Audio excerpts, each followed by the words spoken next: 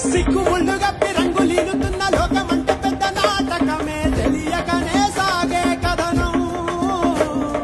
నీవు పెట్టుకున్న నమ్మకాలు అన్ని పక్కదారి బట్టి పోతుంటే కంచికి నీ కదలే దూరం. నీ సేతు